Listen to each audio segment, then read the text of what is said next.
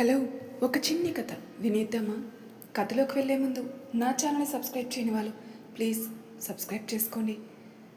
Mister attitude 17వ భాగాన్ని వినేద్దాం. అబ్బో, నాకు ఆకలిగా ఉంది సార్. అదిగో కనిపిస్తుంది కదా చెట్టు, ఆ చెట్టు మీద జాంకాయలు కనిపిస్తున్నాయి, కొయ్యండి మనం తిందాం అంది లల్లి. ఇదొక పెద్ద విషయమా, నేను చిటికలో చేస్తాను చూడు అని పైకెక్కడానికి ప్రయత్నించాడు. జారిపోతున్నాడు, మళ్ళీ ప్రయత్నిస్తున్నాడు, మళ్ళీ జారిపోయాడు. మీ వల్ల కాదులే కానీ పక్కకునండి, నేను కోస్తాను అని పక్కకి నెట్టింది లల్లి. సరే, నేను నిన్ను ఎత్తుకుంటాను కానీ నువ్వు కాయలు కొయ్, సింపుల్. బుర్రవాడు కొంచెం అన్నాడు విపుల్. బాబోయ్, మీరు నన్ను మొయ్యలేరు సార్, నేను బరువుగా ఉంటాను, ఎందుకు సాహసం, వద్దు వద్దు అని అంటుండగా విపుల్ వచ్చి ఆమెని అమాంతం పైకెత్తుకుంటాడు. ఆశ్చర్యంలో లల్లి వద్దు అని చెప్పినా, మీరు నా మాట అస్సలు వినరు సార్, మీ కర్మ, నేనేమీ చేయలేను. కొంచెం ముందుకెళ్ళండి, నేను కోస్తాను. కొంచెం కొంచెం పైకి లేపండి, ఇంకొంచెం. అబ్బా, అందడం లేదు, కొంచెం పైకి లేపండి సార్. ఇంతకన్నా నేను లేపలేను, జాగ్రత్తగా అందుకోలల్లి అన్నాడు. అందింది అందింది అని ఒక గొంతు వేయడంతో ఇద్దరు కలిసి కింద పడ్డారు. లల్లి వెళ్ళి విపుల్ మీద పడిగింది. విపుల్ పెదవులు లల్లి మెడకి తగిలాయి. గబాలన పైకి లేచి సిగ్గుతో పక్కకెళ్ళి నిల్చుంది. అందుకని తిన్నగా ఏడవాలి, చూడు నా నడుము విరిగిపోయినట్టుగా ఉంది, ఇంతకీ కాయలేవి, ఆకలి ఆకలిని సాగొట్టావు కదా, తిను అని తన చేతికిచ్చాడు. లల్లి తింటూ వెళ్దాం సార్ అంది. సార్, మనం వెళ్తుంది అటు కాదు ఇటు, మీరు కంగారులో అటు వెళ్తున్నారు, భలే వారే సార్ మారు, ఇటు రండి అంటూ కొంత దూరం వెళ్ళిన తర్వాత, చూడండి ఇప్పుడు మనం ఈ నదిని దాటాలా? సార్, మీరు ఇటు వచ్చినప్పుడు మీకు ఇక్కడ నది ఏమైనా కనిపించిందా? మీరు దీన్ని ముందు దాటారా, గుర్తు తెచ్చుకోండి. నాకు నది ఏమీ దాటినట్టు గుర్తులేదే. సుమారు నాకు నీ దగ్గరికి రావడానికి 2 గంటలు పట్టినట్టుగా ఉనింది. అది చీకటి సమయం కావడంతో నాకేమీ కనిపించలేదు. ఫోన్ టార్చ్ వేసుకుని వచ్చాను కదా, నాకు అసలు రూట్ ఏమీ గుర్తులేదు లల్లి. సరే సార్, అయితే మనం వేరే దారి నుంచి వెళ్దామైతే. సార్, మీరు ఒకటి గమనించారా, అప్పుడే సూర్యాస్తమయం అవుతుంది, అంటే టైం ఎంత కాదన్నా 4-5 అవుతుంది. మనం ఇప్పుడు బయటపడకపోతే రాత్రి అయిపోతుంది, మళ్ళీ కథ మొత్తం ముందుకు వస్తుంది సార్. ఏం కాదులే, మనకి దారి దొరికేస్తుంది, నువ్వేం కంగారు పడుకో, పద ముందుకెళ్దాం. కాస్త ముందుకెళ్ళిన తర్వాత వారికి ఒక పెద్ద నది కనిపించింది. మళ్ళీ సార్, మళ్ళీ మనకి నదే తగిలింది, అంటే ఈ ప్రదేశం చుట్టూ నదులే ఉన్నాయన్నమాట. ఇప్పుడు ఇంకా తప్పదు, మనం నది దాటి అవతల వైపుకు వెళ్లాల్సింది, మీరు భయపడకుండా నాతో పాటు రండి అంది. బాబోయ్, నువ్వేనైనా చెప్పు, నేను మాత్రం దాటలేను, నువ్వే వేరే మార్గం చూడు ప్లీజ్ లల్లి, ఏదో ఒకటి చెయ్యి అన్నాడు. సార్, నేను ముందు వెళ్తాను, మీరు నా వెనక రండి. ముందు ఏమైనా ఉంటే అవి నా మీదనే అటాక్ చేస్తాయి, నాకు భయం లేదు. మిమ్మల్ని నేను జాగ్రత్తగా అవతలి పక్కకి తీసుకుని వెళ్తే బాధ్యత నాది, నాతో రండి, మారం చేయకుండా అని తన భుజాల మీద విపుల్ చేతుల్ని పెట్టుకొని తన చేతితో గట్టిగా పట్టుకొని నది మెల్లగా దాటిస్తుంది. చూసారా, మిమ్మల్ని ఎంత సేఫ్గా దాటించానో, మీరే భయపడ్డారు అని చెప్తూ వెనక్కి తిరిగింది. ఆమెను ఒక చూపు చూసి డమాల్మని విపుల్ కింద పడిపోయాడు. సార్ సార్ సార్, ఏమైంది, మిమ్మల్ని లేవండి, ఏమైంది అని గట్టిగా ఊపుతుంది. ఇప్పుడు నేనేం చేయాలి అని గట్టిగా విపుల్ గుండెల మీద కొట్టడం మొదలుపెట్టింది. ఇప్పటి వరకు యాక్ట్ చేశాను, నీ దెబ్బలకి నిజంగానే పోయేలా ఉన్నానే, అమ్మో గుండెలో నొప్పి, ఏంటే చంపేస్తావా అన్నాడు. అయ్యో రామా, ఇదెక్కడ న్యాయం, మీరే కదా స్పృహ కోల్పోయినట్టున్నారు, అందుకనే మీరు మళ్ళీ మామూలు అవుతారని ఇలా చేశాను. నేనేమి స్పృహ కోల్పోలేదు, నువ్వు నా కోసం కంగారు పడతావా లేదని టెస్ట్ చేశాను, సక్సెస్ అయ్యాను. నా కోసం నువ్వు బాగానే కంగారు పడ్డావు. సార్, మీరు ఈ మధ్యన మరీ అల్లరి నేర్చారు సార్, కంగారు రాదా ఏంటి, మీరు మరీ మాట్లాడతారు. సరే సరే, పైకి లేయండి, ముందుకెళ్దాం, ఇప్పటికే లేట్ అయిపోయింది, మీరు యాక్షన్ చేయడం వల్ల ఇంకా లేట్ అవుతుంది అని పైకి లేపింది. సార్, ఒక్కసారి మీరు ఇలా చూడండి, ఈ చెట్టు మీద నేను పుల్లలతో గీతలు గీశాను, మీరు చూడండి కావలిస్తే. నువ్వే గీసావా లేక ఎవరైనా? సరిగ్గా చూడు. లేనే సార్, నాకు ఆ మాత్రం గుర్తుండదంటారా, నేను బాగా గుర్తుంది నాకు, నేనే ఈ గీతలు గీశాను. దీన్ని బట్టి మనం ఇక్కడిక్కడే తిరుగుతున్నాం, ఇప్పుడు ఎలా సార్? సమయం కూడా చాలా అయిపోయింది, మాటల్లోనే చీకటి అలుముకుంది. సరిపోయింది, అప్పుడే చీకటి అయిపోయింది, ఇంకా మనం ముందుకు వెళ్ళలేం. మీ ఫోన్లో కనీసం ఛార్జింగ్ కూడా లేదు, ఇప్పుడు ఇక్కడే ఉండాలి, మళ్ళీ రేపు ఉదయం అయితే కానీ మన ప్రయాణం మళ్ళీ మొదలు పెట్టలేం. నాకు బాగా ఆకలిగా ఉంది, ఏమైనా తెస్తాను, మీరు ఇక్కడే ఉండండి సార్, ఖాళీ కడుపుతో నిద్ర కూడా రాదు నాకు. నేను ఒక్కనే ఇక్కడ ఉండలేను, నీతో పాటు నేను కూడా వస్తాను, సరేనా? చిన్న పిల్లల్లా చేయకండి సార్, ఇక్కడే ఉండని, నేను జాగ్రత్తగా వెళ్ళి వస్తానులే. ఐడియా. పక్కనున్న కొన్ని ఆకులు పోగు చేసి లలి చిన్ని చిన్ని 2 రాళ్ళతో మంట పుట్టించింది. సార్, ఇక్కడ నేను మంట పెట్టానా? ఇదిగో ఈ ఆకులు మాత్రమే మంటలో వేయండి. దగ్గరలో ఉన్న చెక్కలు కానీ ఏవైనా చెట్టు కొమ్మలు కానీ వెయ్యకండి, అంతా మంచిది కాదు. ఓ, ఇలా వెలిగించాలా? ఇలా అని తెలియక నేను ఆ రోజు చాలా కష్టపడ్డాను. సరే కానీ ఇంతకీ ఎందుకు వేయకూడదు? మీ ప్రశ్నలన్నీ పక్కన పెట్టి చెప్పింది చేయండి కొంచెం. జాగ్రత్త, ఈ మంట ఉండడం వల్ల మీ దగ్గరికి ఎటువంటి జంతువులు రావు, భయపడే పని లేదు. చెప్పింది అర్థమైంది కదా సార్? ఇక్కడున్న ఆకులు మాత్రమే మంటలు వేయండి, వేరేమీ వేయకండి అని చెప్పి లల్లి అక్కడి నుంచి చిన్న పుల్లకి మంట పెట్టుకుని వెళ్ళింది. లల్లి ఎందుకలా అంది? ఎందుకేలే అని అలా అక్కడే కూర్చున్నాడు. దగ్గరలో ఏవో రకరకాల పళ్ళు ఫలాలు దొరికితే వాటినన్నింటినీ తీసుకుని మెల్లగా వస్తుంది. వచ్చి చూసేసరికి అగ్గిలో నుంచి విపరీతమైన పొగ రావడం మొదలుపెట్టింది. విపుల్ నిద్రపోతూ ఉన్నాడు. సార్, ఏం చేశారు? ఎందుకింత పొగ వస్తుంది? కొంపదీసి మీరు ఈ మంటలో ఏమైనా వేశారా ఏంటి అని ముక్కు మూసుకొని అంటుంది. నాకు ఎవరైనా ఏమైనా చేయొద్దనంటే నాకు అదే చేయాలనిపిస్తుంది. ముందుకి వెనక్కి ఊగుతూ అంటున్నాడు. అందుకే ఇక్కడున్న ఒక చెట్ట బెరడు పట్టుకుని వచ్చి వేశాను అంటూ నవ్వుతూ చెప్పాడు. భలే ఉంది, మంచి మత్తెక్కించే సువాసన వస్తుంది, నువ్వు కూడా పీల్చుకో అని తనని ఒక్కసారిగా లాగి తన పక్కన కూర్చోమన్నాడు. కన్నయ్య, నేను అనుకున్నట్టే జరిగింది. ఈ నా చెట్టు బెరడు దీనిలో వేసి ఉంటారు. ఇప్పుడు సార్ని కంట్రోల్ చేయకపోతే చాలా కష్టం అయిపోతుంది. నేను ముందు నా ముక్కుకు ఏదో ఒకటి కట్టుకోవాలి అని తన దగ్గరున్న కర్చీఫ్ని ముక్కుకు కట్టేసుకుంది. సార్, మీరు ముందుకు పైకి లేవండి. లేవండి అని తన బలం అంతా ఉపయోగించి పైకి లేవడానికి ప్రయత్నం చేసింది, కానీ తన వల్ల అవ్వలేదప్పుడు. విపుల్ లల్లిని ఒక దెబ్బకు లాగి తన ఒడిలో కూర్చోబెట్టుకుని ముఖానికున్న కర్చీఫ్ లాగి లల్లి ముఖంలో ముఖం పెట్టి చూస్తుంటాడు. నువ్వు బాగుంటావు తెలుసా అన్నాడు. విపుల్ ముఖం మీద చేయి పెట్టి పైకి లేచింది. ఆగండి సార్ అని విపుల్ని ఊపుతుంది. సార్, మైకం నుంచి బయటికి రండి, చూడండి నేను లల్లి, మీ సెక్రటరీని. నువ్వు నా సెక్రటరీవి కాదు, నా ప్రేమవి నువ్వు. అంత పెద్ద ఆకాశంలో అమావాస్య చంద్రుల్లా నేను ఉన్నా, నా చుట్టూ ఎన్నో చుక్కలున్నా నాకెవరూ నచ్చలేదు, ఎవరూ నాకు సహాయమూ చేయలేదు. కానీ నువ్వు నా జీవితంలోకి ఒక వెలుగులా వచ్చి నా జీవితాన్ని సంపూర్ణం చేశావు. మళ్ళీ నన్ను వదిలి వెళ్ళవగా ఎప్పుడు అని లల్లి చేతిని పట్టుకుని తన ఒడిలో పడుకొని అంటున్నాడు. ఏంటి సార్ ఇలా అంటున్నారు? అంటే ఈయన నన్ను నిజంగానే ఇష్టపడుతున్నారా? తప్పు లల్లి, నీ బ్రతికేంటి, ఆయన బ్రతికెక్కడ? సారు కొన్ని కోట్లకు వారసుడు, నువ్వు కనీసం విపుల్ సార్కి ఫ్రెండ్ అని చెప్పుకునే స్థాయి కూడా నీకు లేదు.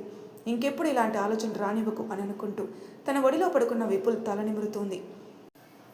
సార్ నిద్రలో ఉన్నా మత్తులో ఉన్నా వేషాలు మాత్రం మానరు అని నవ్వుకుంటూ అలా నిమురుతూ పడుకుంది. ఏదో వచ్చి వాళ్ళనట్టు అనిపిస్తే లేచి చూసింది. వారిద్దరిని మినుగురు పురుగులు చుట్టేశాయి. చూడ్డానికి ఎంతో అందంగా మెరిసిపోతున్నాయి. ఇది నిజమా కల అని తనని తానే గిల్లుకుంది. లేదు లేదు, నిజమే. ఎంత బాగుందో, సార్ని లేపితే చూస్తారుగా అని లేపడానికి చేతినెత్తింది. అయినా పడుకున్నారుగా, ఒక పని చేస్తా అని విపుల్ ఫోన్ తీసుకుని స్విచ్ ఆన్ చేసింది. ఒక్క నిమిషం ఆన్ అవ్వవే ప్లీజే, ఫోటో తీస్తాను, ఒక్క మినిట్ అని బ్రతిమలాడుతుండగా బాగానే ఆన్ అయింది. వెంటనే చుట్టూ ఉన్న మినుగురు పురుగులు పిక్స్ తీసింది. తన ఒడిలో పడుకున్న విపుల్కి కూడా ఒక ఫోటో తీసింది. ఏంటి వాల్ పేపర్లో ఏదో రాసుంది అని చదివే టైంలో మళ్ళీ స్విచ్ ఆఫ్ అయిపోయింది. ఉదయం అయింది. విపుల్ పైకి లేచి చూశాడు. లల్లి ఒడిలో తన చేతిని పట్టుకుని పడుకోనున్నాడు. మరొక చేయి తన తల మీద ఉంది. అసలు రాత్రి ఏమైందని ఆలోచించాడు. అయ్యో, లల్లి చెప్పినా వినకుండా ఆ చెట్టు బెరడి దీనిలో వేశాను కదా, ఆ తర్వాత ఏమైందో? సరేలే, కాసేపు పడుకున్నట్టు యాక్ట్ చేస్తాను, లల్లి లేచిన తర్వాత చూద్దాం. ఒక 5 నిమిషాల తర్వాత లల్లి అప్పుడే తెల్లారిపోయిందా? సరే, ఇంకా లేవలేదే సారు. తన చేతితో విపుల్ జుట్టుని పైకి ఒత్తుతూ పాపం రాత్రి మత్తు ఇంకా దిగలేదేమో అని అనుకుంటూ మెల్లగా విపుల్ మెడని తన కాలు నుంచి పక్కకి పడుకోబెట్టి కింద కూర్చొని నిద్రలో కూడా బాగుంటారు సార్ మీరు అని బుగ్గగిల్లింది. ఏంటి లల్లిలో ఈ యాంగిల్ కూడా ఉందా, నా బుగ్గగిల్లిందా అని చిరునవ్వు నవ్వుకుంటూ పైకి లేచాడు. ఇప్పుడు నువ్వు నన్ను ఏమైనా చేశావా అన్నాడు.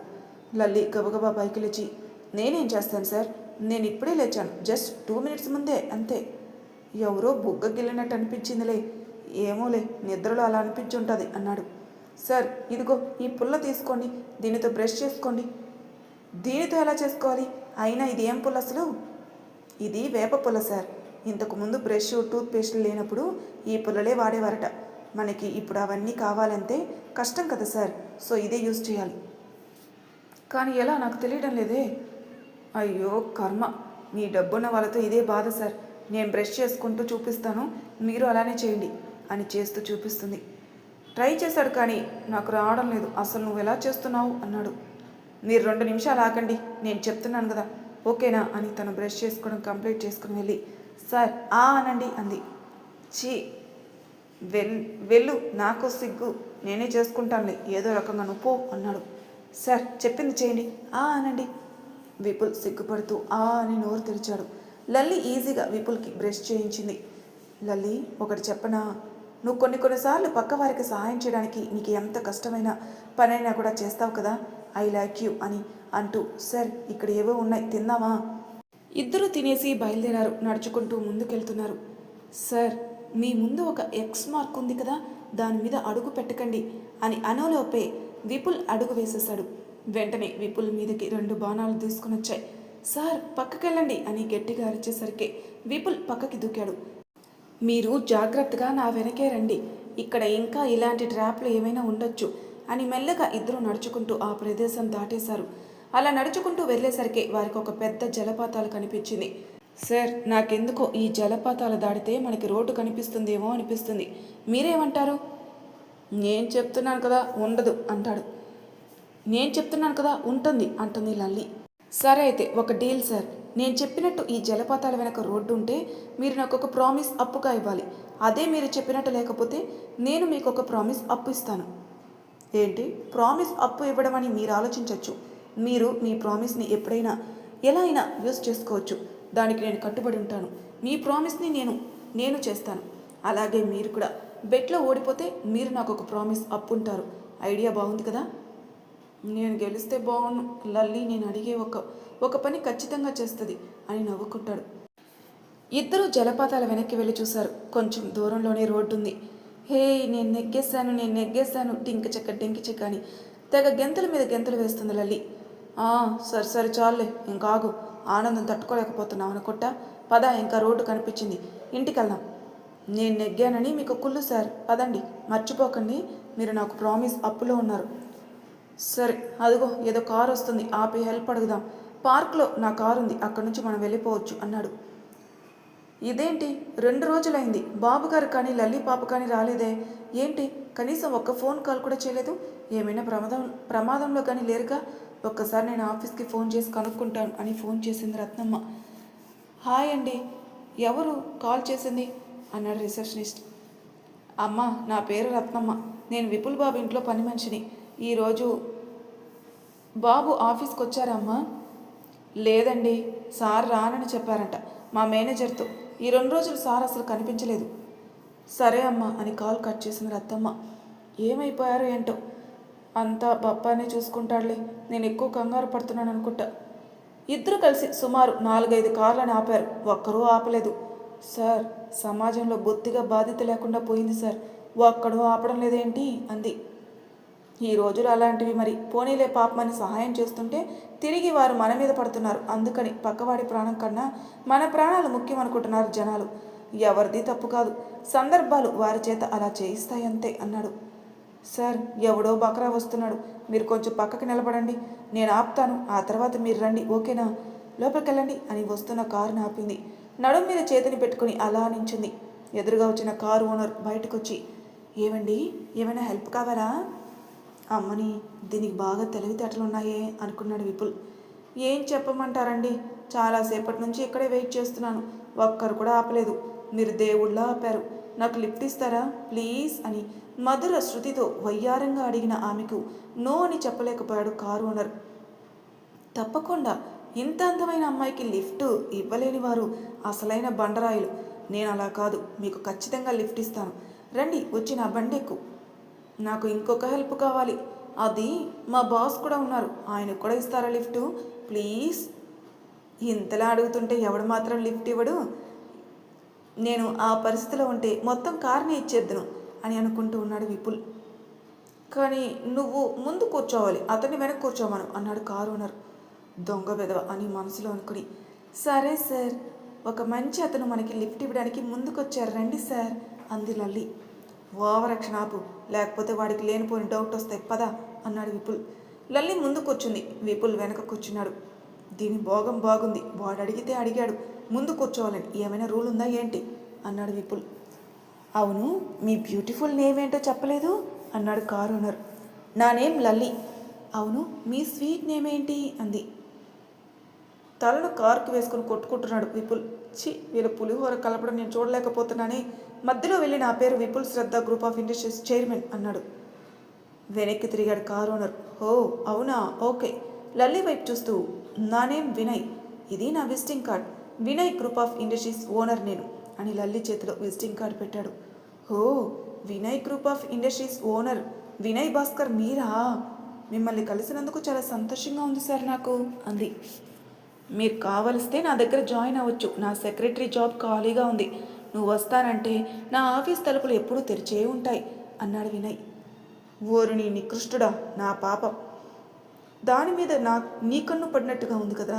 అర్జెంటుగా ఎలా అయినా వీరి మాటలు నాపేయాలి. ఇంతకీ లల్లి, ఈరోజు సోమవారం, మనము ఇప్పుడు ఈవెంట్ ప్లాన్ చేసాం. గురువారం కదా, వెళ్ళిన వెంటనే మనం ముందు ఆ పనిలో పడాలి, సరేనా అని అవసరం లేని మాటలన్నీ మాట్లాడుతున్నాడు విపుల్. అవును సార్, మనకి చాలా తక్కువ టైం ఉంది, త్వరగా అన్ని అరేంజ్మెంట్స్ చేసేయాలి అంది లల్లి. వినయ్ గారు, మీరు మమ్మల్ని కాస్త ఆ పార్కు దగ్గర దింపేయండి అంది లల్లి. ఎందుకు, మీ ఇంటి దగ్గర దింపేస్తాను, నాకేం పెద్ద ప్రాబ్లం లేదు అన్నాడు. వద్దు సార్, అక్కడ మా సార్ కారు ఉంది, మేము దానిలో వెళ్ళిపోతాం, మీకు మళ్ళీ ఇబ్బంది ఎందుకులే సార్ అంది. ఆ తర్వాత వినయ్ వాళ్ళిద్దరిని పార్క్ దగ్గర దింపేసి అతను వెళ్ళిపోయాడు. మరి తర్వాయి భాగంలో ఏం జరగబోతుందో నెక్స్ట్ ఎపిసోడ్లో తెలుసుకుందాం. అంతవరకు నా ఛానల్ సబ్స్క్రైబ్ చేయని వాళ్ళు ప్లీజ్ సబ్స్క్రైబ్ చేసుకోండి, లైక్ చేసి షేర్ చేయండి, మీ అభిప్రాయాలు నాకు కామెంట్ రూపంలో తెలియజేయండి. Thank you for listening.